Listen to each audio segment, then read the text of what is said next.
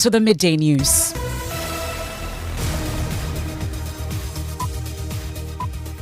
We're live on Joy 99.7 FM in Accra and Kumasi on Love 99.5 FM. We're live on myjoyonline.com. We're live in all 16 regions of Ghana. Flow FM in Aflawa, Radio Justice in Tamale, Radio Max in Takrady, and Sky FM in Sunyani. Live on X Spaces and Facebook. The midday news is supported by Petrol Sol, your clean fuel in full quantity. Petrol Sol is always a delightful experience. Also brought to you by Duro Plus Ghana Limited, producers of quality PVC and HDPE pipes and water tank. The only water storage tank with a level indicator, and where Dura Plus goes, water flows. This afternoon, growing calls for a commission of inquiry or a parliamentary probe into allegations that the Attorney General tried to get an accused person to incriminate the minority leader in the ongoing ambulance case. It goes beyond a simple trial of some 2-3 people. It goes deep into the criminal justice system. We should be looking at a commission of inquiry, or at least a parliamentary inquiry into this.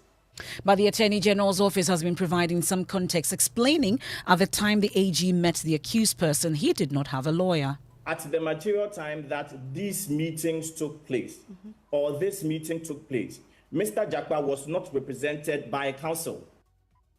Plus, we'll tell you about what we are learning about this meeting between the Attorney General and the accused person said to have taken place in a home of a Supreme Court justice. You want to stay for details of that. Also, $12 million spent, but no work done. The case of the Pugu Dam, as stakeholders describe the development as not only scandalous, but a grave financial loss to the state. Controller instructed them to pay, and they paid. We are not aware whether the project has been completed or there's nothing ongoing. We find this development very, very unfortunate. This was nothing but an election gimmick, and so this can best be described as a scam.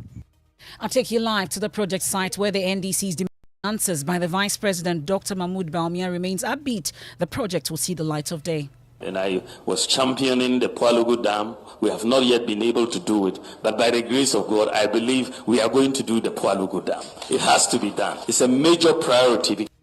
And medical experts alarmed by rising fibroid cases in girls as young as 14, linking it to heavy metal pollution from galamsey activities. During our time, you hardly see a fibroid in a woman less than 30 years. I mean, most commonly 40. But now we are seeing fibroids in 14 years, 16 years, 18 years, 20 years. We have more as he reviews an increasing number of Ghanaian women are opting for cesarean section just simply because they don't want their vaginas to expand. We have sports. Well, Kinson's decision to quit as head coach of the national under-17 team mid-competition has been criticized as it could potentially jeopardize the team's chances of qualifying for next year's CAF Under-17 tournament. And much later, after 25 years of being a Freemason, I have no regrets. Words of the Asantehene Otumfose to the second as he urges his colleague Freemasons to expand their influence beyond their current areas of activity. Whatever doubts or reservations might have crossed my mind, all I can say after the 25 years period is that I have no regrets on being a Freemason. That's and more in this afternoon's edition of the Midday News. I am Emefa. Apawu, please do stay on.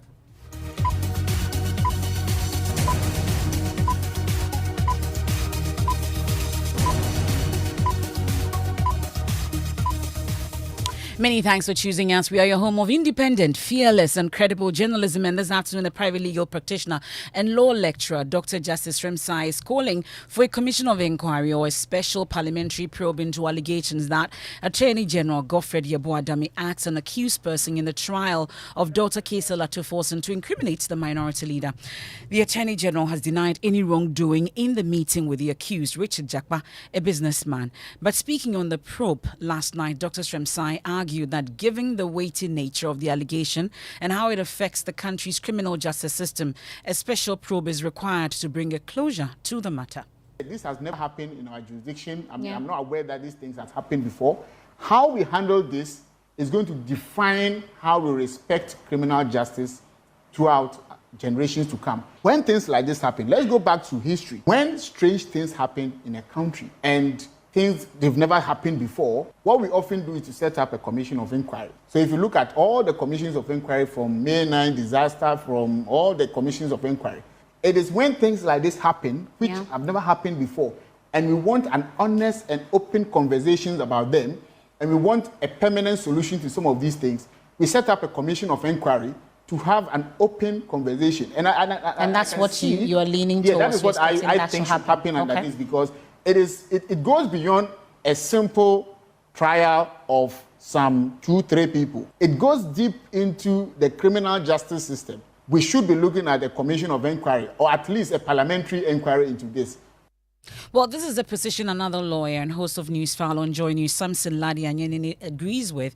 According to him, the allegations must attract the attention of the relevant state institutions. If such an allegation bordering on crime, as far as sections 213, 212 and 213 of the Criminal and Other Offences Act are concerned, and again, the witness too must be presently aware that if what he's saying is lying on oath, then he could also be caught by section 210 about perjury, which is lying on oath, which is a second-degree felony, which means he could be looking up to 10 years in jail. So he may be frustrated. But to say the things he says and considering the consequences of the things he says, I would think that they are serious enough, warranting the attention of the right institutions for what has to be done. Meanwhile, the Attorney General's Department insists the AG did nothing wrong when he met Richard Jakpa without his lawyer. Spokesperson for the department, Isaac Wilberforce-Mensah, told me last night on The Probe that Richard Jakpa did not have a lawyer at the time the AG met him. At the material time that these meetings took place, or this meeting took place, Mr. Jakpa was not represented by counsel. Now, if you look at Act 1079, a person, an attorney general or prosecution can do these plea negotiations either with the attorney general either with the accused person or his counsel. Now, this particular accused person, in the course of this trial, has changed lawyers about 4 times. This particular accused person started with, I think the lawyer on record initially was Randolph Chumisi, and then moved on to, I think, one Ekokosa or so. But I'm not sure there was any point in time that he did not have representation. You would realize that even when he was asked to open his defense, he did not have a lawyer. So there were several instances where he did not have a lawyer. Okay. There were several instances when he did not come to court. There was not even a lawyer in court representing him. So at the time the incident happened, he did not have a lawyer. As the negotiations continued, the accused person had fired the lawyer at the time. Well, Wilberforce-Mensah also says the AG will raise the matter again in court when he cross-examines Richard Jakpa if he deems it important. It's not as if it's the Attorney General who was cross-examining the third accused person, Richard Jakpa.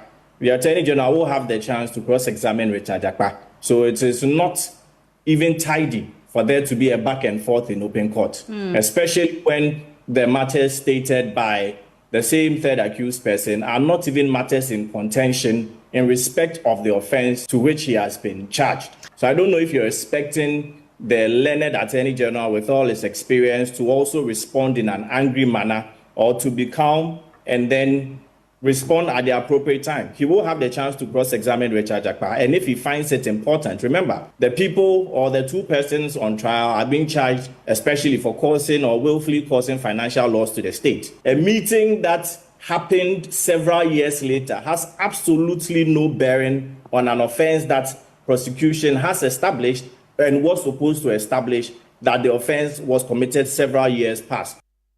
Isaac Wilberforce-Mensah is a state attorney and spokesperson for the Attorney General's Department. Well, on the increasing calls for a commission of inquiry or a parliamentary probe, thankfully we've been joined on the phone by former director of the Ghana School of Law, a veteran law lecturer and himself a private legal practitioner as well. Ms. Ansah, thank you so much for your time here on the Midday News. So first, let's talk about the calls for investigations or a special inquiry. Are they justified knowing the circumstances under which these particular allegations were made? Good afternoon to our listeners.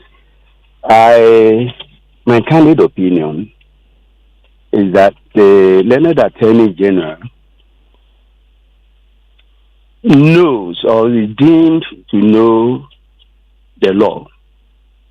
Apart from the judges, I think the other person we can say the law rests in its bosom is the Attorney General. The Attorney General ought to know where, how, and when he has to meet accused persons. And in the residence of a sitting justice of the Supreme Court. This is scandalous. And the Attorney General must resign, or the President must fire him. This thing happened in 1975 in the case of the Republic versus Dr. Isaac Ohinijan. A similar plea bargaining was entered into by the then learned Attorney General, who was also the acting dean of the Faculty of Law, the University of Ghana, Mr. Justice Austin Emefa.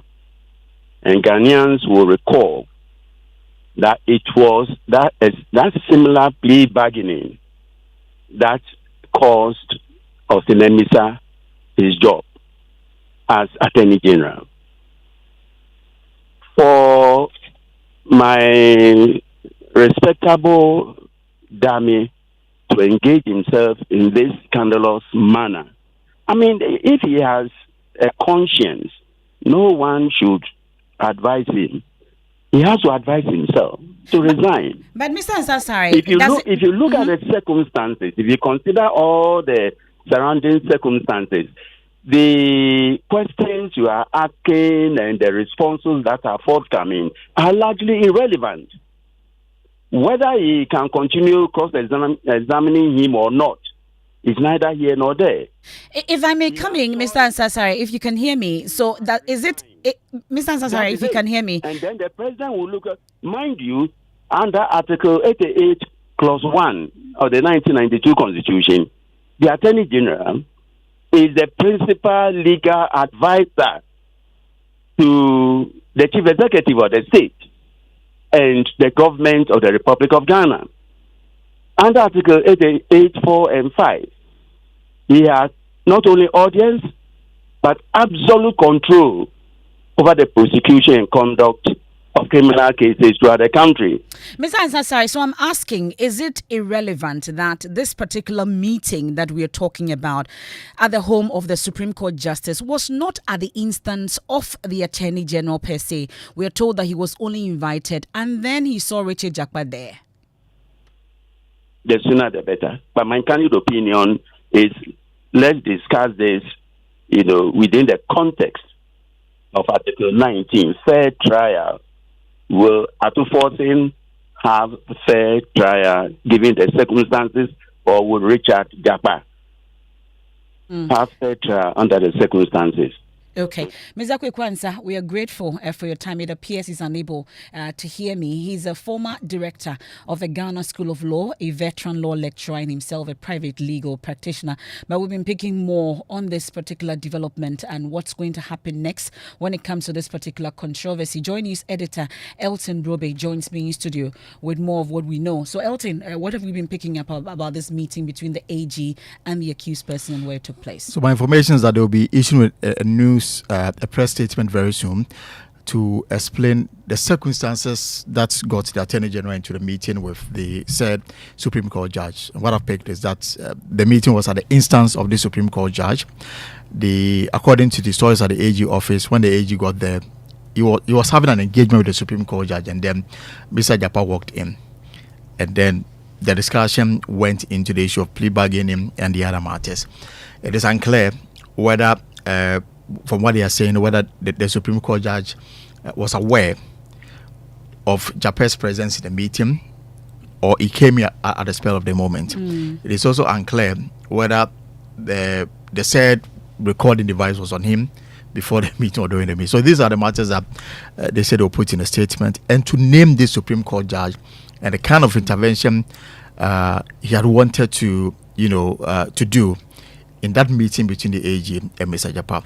And they say that it was for him to intervene to get the AG to accept the plea bargaining. Okay, but we understand the AG's office may take some further steps on this matter as well. Exactly. I mean, if you look at the angle from two sides, and everybody's preparing to put their evidence in the public domain. Yeah. The NDC said that they have recording, they're going to put it out. The AG said they have a video recording of some kind of overtures that also were done by some of the accused in court, and they're coming there, so I'm sure that will be very interesting. Okay, and that's Elton Brobe, and he's host of The Pulse on the Joy News channel. Definitely, there'll be more on this at 3 p.m. on the Joy News channel. Let's get away from the heat in Accra a bit. Let me take you to the Upper East region. Not that there's no heat there, but when President Akufo-Addo cut the sword for work to commence on the $1 billion Pualugu multipurpose dam in 2019, he described it as the biggest government investment in the entire northern regions of Ghana.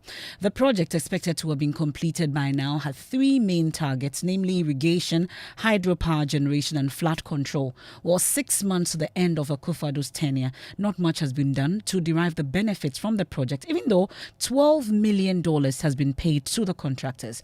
At a recent Public Accounts Committee sitting, it came to light that government has made the final payment to the contractors. Listen. Somewhere you will see final payment for construction of the Pugu irrigation project. The question is, I thought probably before payments are made, contractors present certificates. Because when you get to Pugu, there's nothing there. There's no even a pole. There's no even a signboard. And if the contractor is taking $11 million, there's nothing. So what certificate was presented before this money was paid? That's my question. I think the amount you're referring to was paid in 2021, not 2022. And the auditors would have to tell us because they must have cited their documentations before they wrote this report. Auditors, could you help us out over here? Honorable Chair, Controller instructed them to pay, and they paid. We are not aware whether the project has been completed or there's nothing ongoing. I'm not happy with the response from the auditors because as part of the audit, they simply don't verify payment regularities. They do in situ inspection of projects. I seek your leave to demand that the documents based upon which these payments was made should be furnished. We should be furnished a copy.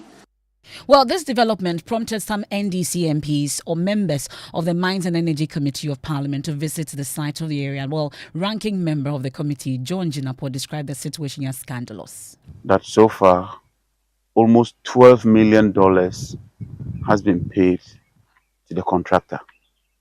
At today's exchange rate of about 16 CD, that translates to about 192 million Ghana cedis.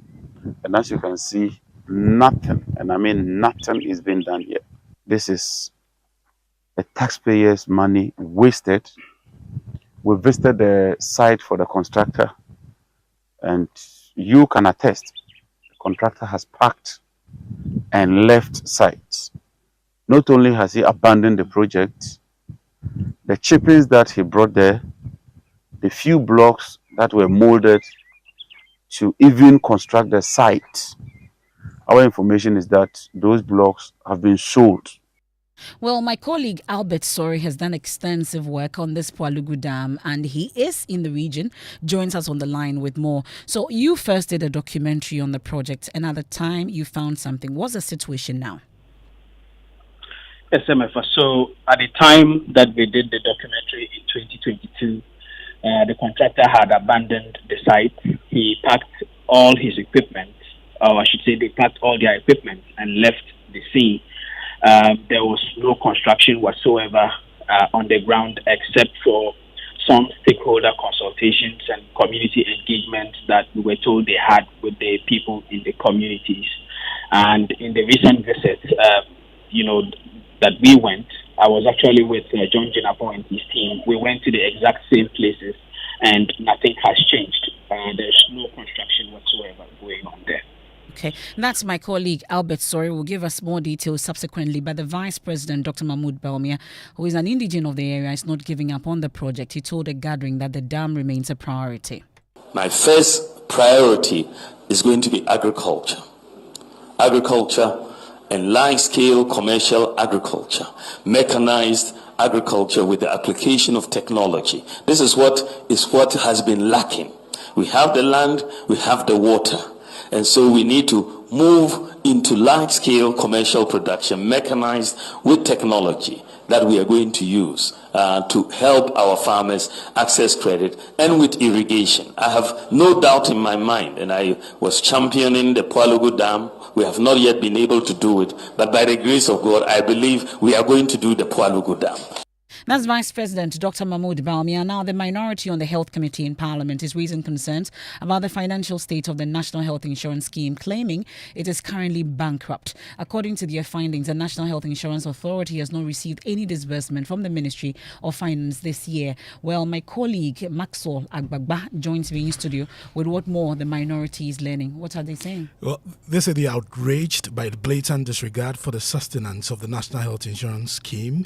They say this growth and wanton neglect has driven the National Health Insurance Scheme into a precarious financial state of comatose, requiring intensive care services to save it from impending and inevitable collapse. They say the first major blow to hit the NHIS was the sponsoring of the Earmarked Funds Capping and Realignment Act in 2017 by the Kufuor cabinet.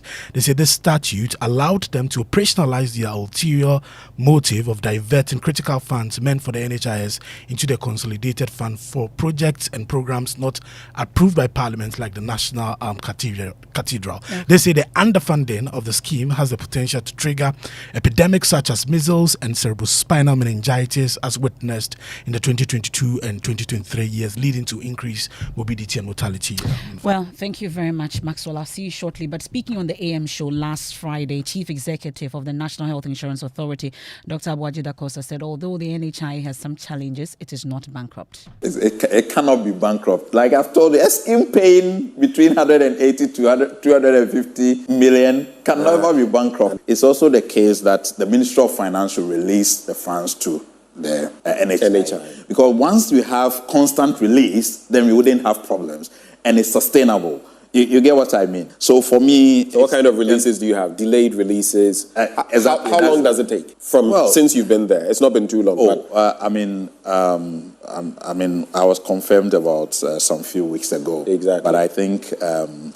from what you know, from what you've been told since you got confirmed. We are waiting for them to do the releases.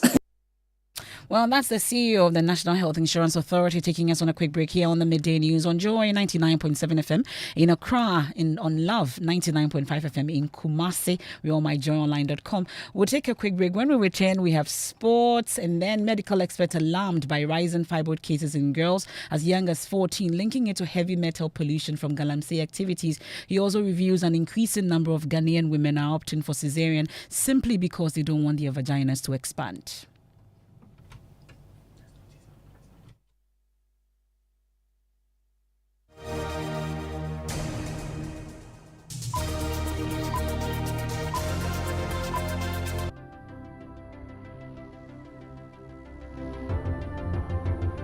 When budgets are tight and money difficult to come by, you want to be sure you get the best value for your money in expensive engine problems because of cheap fuel and lubricants. Drive to a petrol source station today and buy your quality fuel and lubricants, and rest assured of fuel that lasts long and lubricants that prevent expensive engine problems. Hear the sound. Petrosol, clean fuel in full quantity. The regular football season is over. But not for us here at Supersport. We've got a big deal coming your way. Get connected to DSTV to see some of football's biggest names starring in all 51 matches of Euro 2024, live and in HD. Now that's a big deal.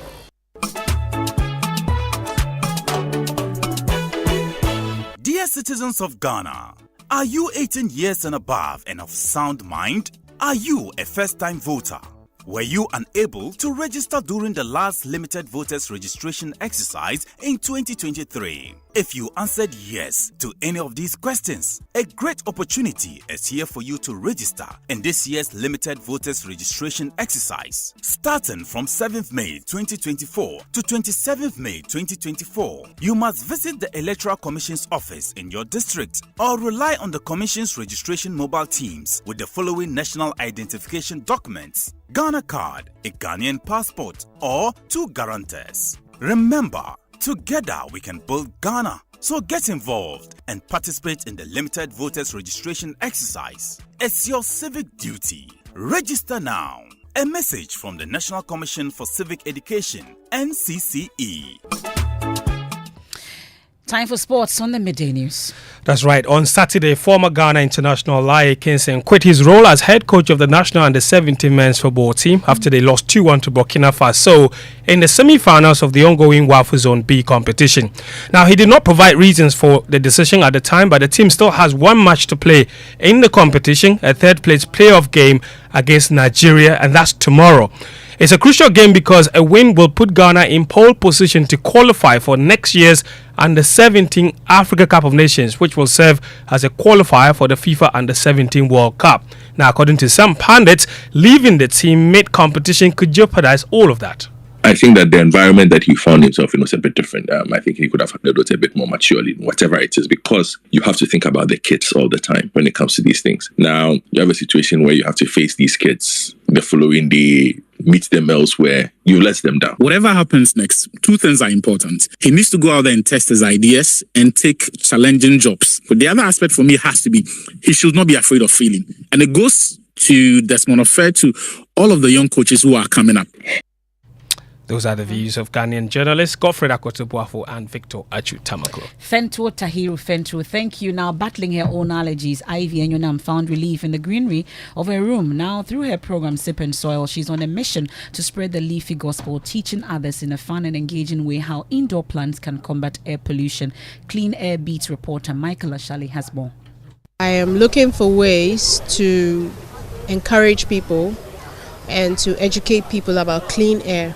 After trying so many therapies to deal with her spontaneous allergies without success, Ivy Enyonam Kufe settled on a rather unconventional therapy: indoor plants. I have a history of asthma because my air was bad and so I was always sick. So I went online and saw plants that can clean your air. Indoor air pollutants are everyday substances that can affect the air quality at home. These include dust, pet dander, mold, and chemicals from cleaning products or furniture, smoke from cooking, as well as gas from heaters or stoves. These pollutants can potentially cause allergies, asthma, and other health problems. Well, that's our Clean Air series for today. And the head of the Department of Obstetrics and Gynecology Department of the Kolebu Teaching Hospital, Dr. Isaac Osei-Kranting, is worried about the increasing number of fibroid cases among young women. He says some as low as 14. I'm committed to make the contribution of fibroid is becoming so common nowadays compared to when we were in medical school, and why we are having fibroid in so young women, in the lives of young women. During our time, you hardly see a fibroid in a woman less than 30 years. I mean, most commonly 40. But now we are seeing fibroids in 14 years, 16 years, 18 years, 20 years. And not just fibroid, other diseases are coming up earlier than we expect, like breast cancer. I can't still imagine why we should have breast cancer in a 20-year-old girl. Now, he's also worried about the increasing number of Ghanaian women opting to give birth through elective cesarean sections. Cesarean birth is the surgical delivery of a baby through a cut or incision made in the birth parent's abdomen and uterus. Healthcare providers use it when they believe it's safer for the birth parent and the baby, or both. Head of the Obstetric and Gynecology Department of Ghana's biggest tertiary health facility, Kolebu Teaching Hospital, Dr. Isaac Osei-Kranting, said he's observed a worrying trend of more Ghanaian women opting for the cesarean section instead of vaginal delivery. A trend is coming up where our women, for some reason, they want to be delivered by cesarean section without going into labor. Well, so that's the situation. Your vagina will not expand. That's what the doctors are saying. But the Asante Otumfo say to the second has expressed his satisfaction with his 25-year membership in Freemasonry. And I'm sure you know that Freemason is trending the whole weekend. And at a ceremony held at the Sir Ajiman Prempeh II Hall in Kumasi to celebrate the Asante Hene's 25-year journey in Freemasonry, he acknowledged his initial concerns about joining the organization. I'm committed to make the contribution of Freemasonry useful to our nation, Ghana, and fellow Ghanaians, and at the same time, promote peace among our nation and this side of the world. 25 years ago, I was initiated into Freemasonry. There's no doubt that in joining a society or club, one cannot help but wonder what benefits and restrictions await one. In the case of Freemasonry, you are left to worryingly wonder more without knowing exactly what you're going to face, and with no one ready to tell you what you want to know. Whatever doubts or reservations might have crossed my mind, all I can say after the 25 years period is that I have no regrets on being a Freemason. That's the Asante Hene Otumfo say to the second, and many are talking about Freemason. Yeah, Freemason is actually trending on Twitter, and I think some people watch too much Nigerian movies. Yeah, a whole lot of misconceptions. There are a lot of misconceptions, out there. People, mentioning Karishika movie and something. Charlie. It's a lot. But Maradona Yebua Ej is also trending on Twitter, and I'm talking about Guru. Yeah, what's his name? Yeah, Maradona. Yes, that's his name. Yes. Hey. He's trending on Twitter. And birth name. Yeah, that's his birth name. The father and the mother gave him Maradona. Yes, so they sat down and thought about that name. It was the hand of God at the time. Oh, so, true, the hand of God. Oh, he's a great footballer. So yeah. He's contesting for University of Ghana SRC president. I'm so proud of him. We've had a lot of people, endorsing him. A lot of celebrities. Sarkodie has endorsed him. At the weekend, Stoneboy has also endorsed him. Yeah, and he has a message on Twitter. Let me get a message. Oh, Jackie, you have the message? Yeah, so he says that I want to say thank you to my day one brother, Sarkodie, for endorsing my SRC presidential candidature at the Pent Hall week on Saturday. Your support means a lot to me. Charlie, all the Legon boys and girls. Okay, you need you need a La Paz Toyota. And that's how we wrap up today's edition of the Midday News on Joy 99.7 FM. There's more when you log on to myjoyonline.com. I am Emefa.